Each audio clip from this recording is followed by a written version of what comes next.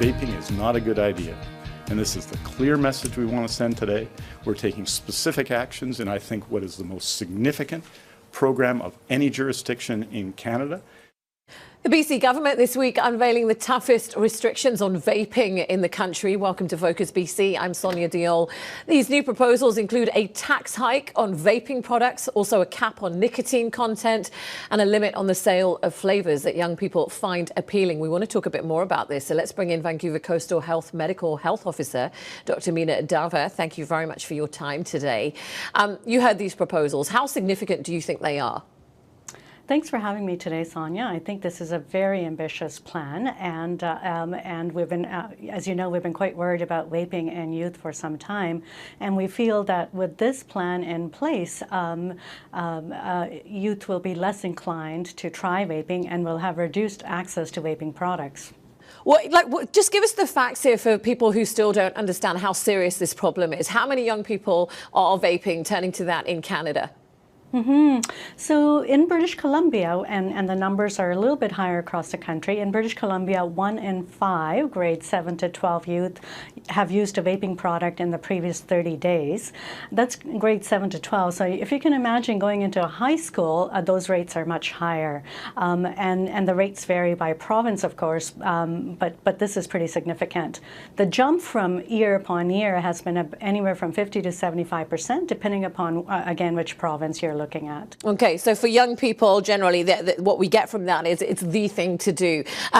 Having said that, for years, we've been led to believe that vaping is much safer than cigarettes. It's almost, like there's not a problem with it. So what are the health concerns from the research that we know so far? Because I know we're in the infancy of those stages. You're quite right. The product is relatively new. Our concerns have been and remain that though this may be a less harmful product for people who use tobacco, this is not a safe product for youth or people who don't smoke at all. In terms of potential harms you're asking about, and that's important, we have 3 major concerns. One, that many vaping products contain nicotine. It's a highly addictive substance. It does affect the developing brain. Youth are more predisposed to getting dependent at lower quantities of nicotine, and what we find is that it affects their memory, concentration, mood, and performance in class. So it's a significant issue for youth. The second piece, of course, is that the chemicals in vaping products are essentially a cocktail of chemicals. So A, you don't know what you're getting. B, you're getting a huge diversity of products because there's over 7,000 types of e-juice available. And the chemistry keeps happening in this little vial and the vapor when that liquid is heated. So I'm not quite sure why people would want to expose themselves to e-vapor. Having said that, we know that there's a potential for harm. Studies are starting to emerge that show that these chemicals have an effect on the respiratory tract. They're an irritant to our airways. They have an effect on our cardiovascular system. What we don't know is what is the long-term risk profile that's going to be from these products. And we're hearing that kids as young as 11 or 12 are turning to this kind of product. Is that what you're seeing as well? So we're certainly seeing a lot of high school age youth vaping, and we're certainly in older elementary grades we're hearing about this issue, and that's a concern throughout. So we're trying to get to grade 6, grade 7, grade 8 to talk to youth about the issue of vaping so they can make informed choices. So one of the things the government is trying to do with these new proposals is really push the sales tax on vaping products right up. It's currently at 7%. That would shoot up to 20%. How effective do you think that is going to be in terms of turning young people away? You know, I'm so pleased that the government has come forward with such an ambitious plan with a whole range of measures, because any measure by itself will have an incremental effect. But when you bring in a whole group of these measures together at the same time, the effect will be astounding, I hope, and we all hope that. These measures are coming from our knowledge of tobacco control, and we know that youth are particularly sensitive to price increases. Evidence has shown that as prices go go up, use by youth decreases, and we're hoping the same will occur here in British Columbia. I saw one expert this week, though, say, Dr. Dawar, that he's concerned that this new legislation might make it more difficult for adult cigarette smokers to then make the transition to vaping, which is less harmful, of course, than smoking cigarettes. And that has all been lost in this conversation. What are your thoughts on that? I think that's an important issue to bring out, and let's talk about it. Minister Dix has put forward a very balanced and measured proposal. There isn't a ban on flavored products en masse, and what he's just proposed is that we pull flavored products from every convenience store and drugstore and gas station where they're currently available to vape-only shops that are age-controlled. So what that means is adults still have access to the vast majority of these flavored products at the shops that it should be available at. So while the access for adults is slightly reduced, it's certainly not gone, and there's plenty of vape shops around. The province was asked this week about whether the federal government also needs to step in and do more. Of course, they're hoping for that partnership there. In your role as a medical health officer, even though you're not political, what do you think federally should be happening in this country? Sure. So actually, federal government over the past year has put forward a number of proposals for consultation with stakeholders. We, as medical health officers within Vancouver Coastal, have responded to those proposals, have commented on advertising, and suggested that advertising be curtailed. There was a consultation on labeling, and we recommended that products be labeled appropriately and there be health warnings. And then we also recommended that flavors be pulled back, similar to what's already occurred or proposed in British Columbia. So our stance is what's happening in British Columbia should be happening across the country, so that every province doesn't have to do it one at a time. And very briefly, what do you say to people who say that, while they applaud the government for trying to push through tougher legislation on this, that, kids will find a way. If they want to do something, they'll find a way to access it? Yeah, and kids are risk takers, and they will try things, and what our job is really to ensure that kids, youth have the best information possible, and then also we control access as much as we can, and youth who are really motivated will go out and find ways. But essentially, what this means is it does make it a bit harder for them, and it also means that people who are selling these products are doing a great job of checking or doing a better job than they have been in terms of checking for age before they sell this product. Dr. Meena Dawar, thank you very much for your time. She's Medical Health Officer with Vancouver Coastal Health. Thank you.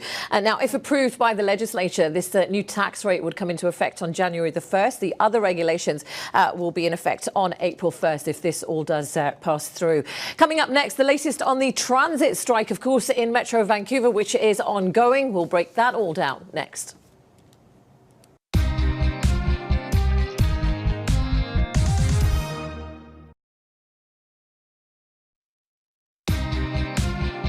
You're watching Focus BC on Global.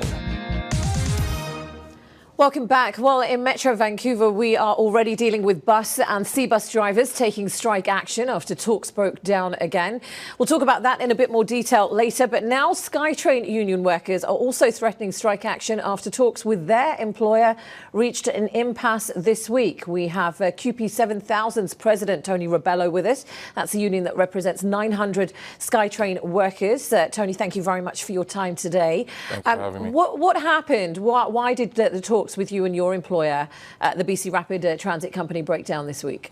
Well, we're just far apart on some key issues: our forced overtime language provision, our sick plan, our inadequate levels of staffing, and a fair wage compensation. Okay, and I understand that both sides have met 40 times, you say, since March. So this has been ongoing for some time. Yeah, we actually started in May, and we've met just over 40 times. Okay, right. What is missing in what is being offered to you at the table? Well, some of the things that I just mentioned just haven't been addressed, and we want the company to take it seriously. There's issues that need to be dealt with, and we want to get a fair deal, and we want the company to take those issues seriously. Do you feel your employer is moving towards anything you're asking for in any way at all in the talks that you've had? At this point, no. Nothing. They haven't moved 1 inch on anything. Oh, they've moved on a few things, but on our key issues that I just talked about, they haven't really moved on. Okay, can you be a bit more specific on what you are asking for? So regarding staffing levels, especially in our operations department and in our maintenance department, it's continuously filled with overtime. And that's starting to put a stress on our members who do come in and work the overtime, but it's going to start becoming a health and safety issue if the staffing levels don't go up.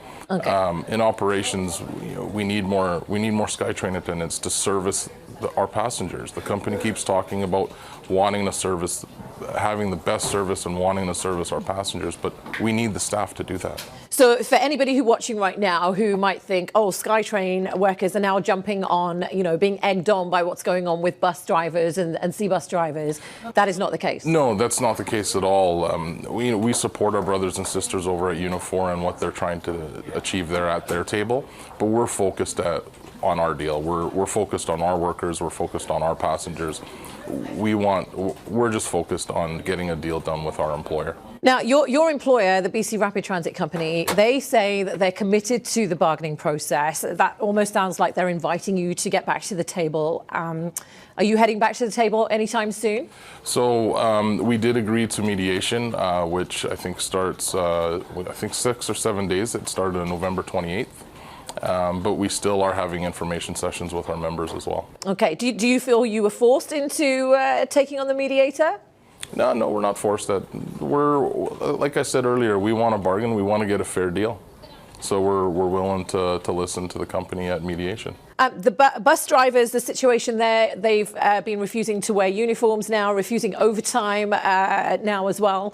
What are your workers on SkyTrain doing right now? Right now we're doing nothing. It's business as usual. We haven't taken a strike vote. Right now we're just talking to our members and getting feedback from them, and we're going to take their direction. And are you proposing any job action at all? Or threatening any job action at all? At this time we're not, no.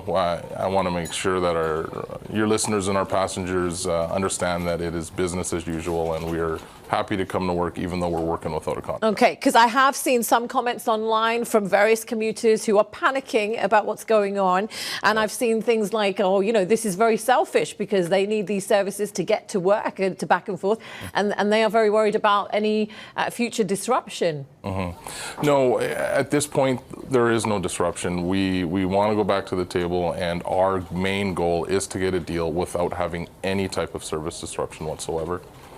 Okay, Tony Rebello, thank you very much for your time. QP 7000 president there talking to us about the situation. Representatives from BC Rapid Transit did decline our offer to appear on the show as well. They have issued this statement, though. This is from company president Michael Ladrak. It says, we remain committed to the bargaining process.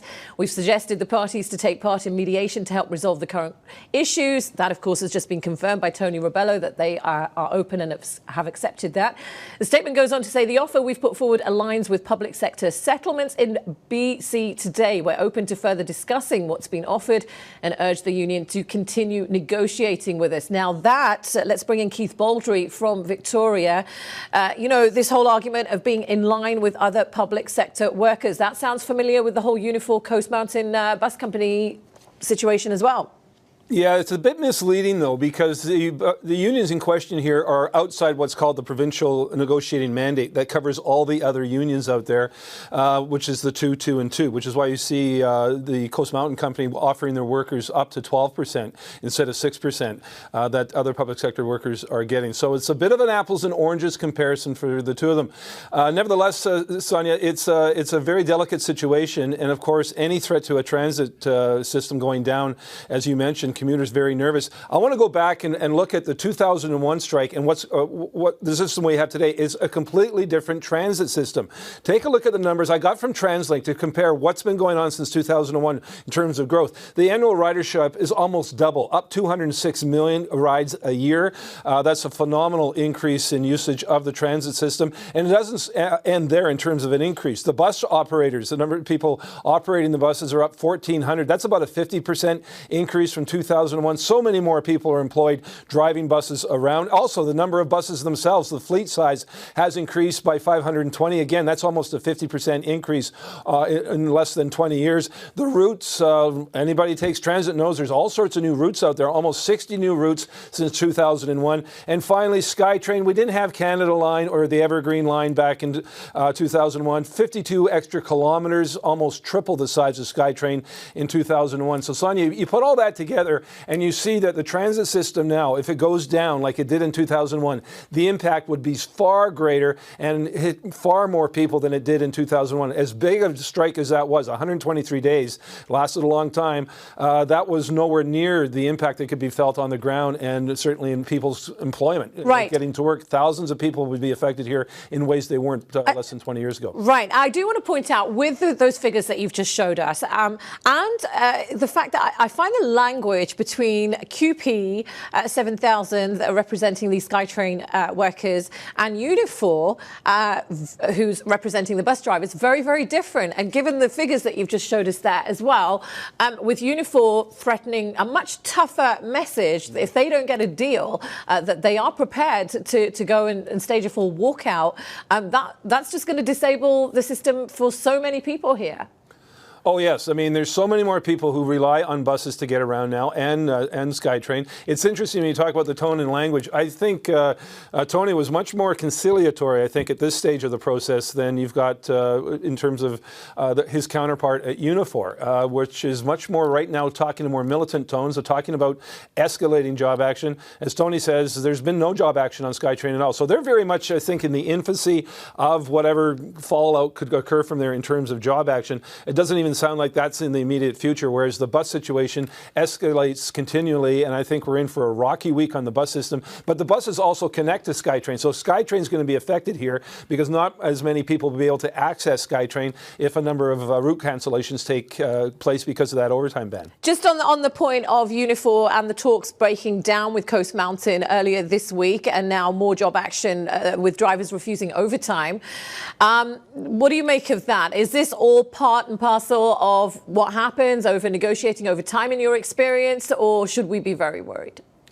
Well, I think Unifor is playing this pretty smart from their tactical point of view. They're just starting slow and gently sort of turning up the pressure on a weekly basis. So in the coming week, you see the ban on overtime. That's going to affect thousands of people. Now, if they step it up even further the following week, then we're probably talking, tens of thousands, hundreds of thousands of people affected as more techniques are employed by Unifor. They've got a number of things at their disposal.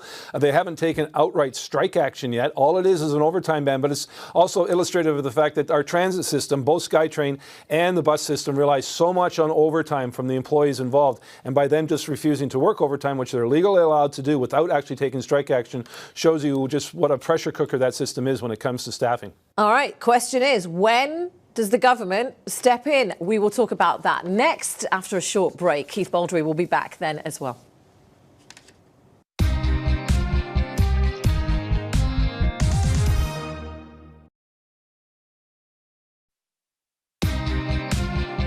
You're watching Focus BC on Global.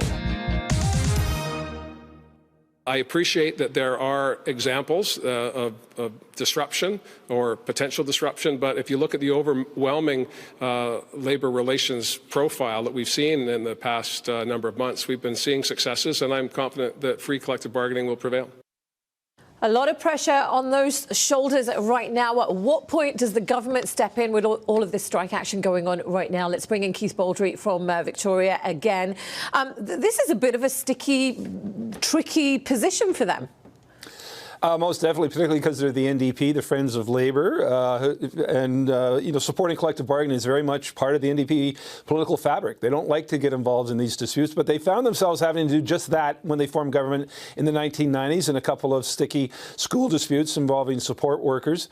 Now they find themselves faced with some real big challenges here. First of all, you've got the transit situation, potentially ×2 if SkyTrain gets involved here. You've got the strike that's ongoing here in in Saanich School District, involving support staff there, entering its 4th week next week if it continues. That's problematic to say the least for parents and kids in that school district. You've got the University of Northern BC behind a picket line in Prince George. Potentially something going on in Abbotsford, where the support workers there have taken a strike vote, although they are going to mediation. That's good news. But the pressure is going to be on the Horgan government considerably if the transit dispute really starts to amplify and escalate, because we're talking literally thousands of people, hundreds of thousands of people's livelihoods at stake. And where this gets tricky for the NDP, Sonia, is if there's a big transit strike and major disruptions, we're not talking, we go beyond inconveniencing people. We're then talking about an economic crisis, because so many people could be threatened with their livelihoods in terms of getting to work.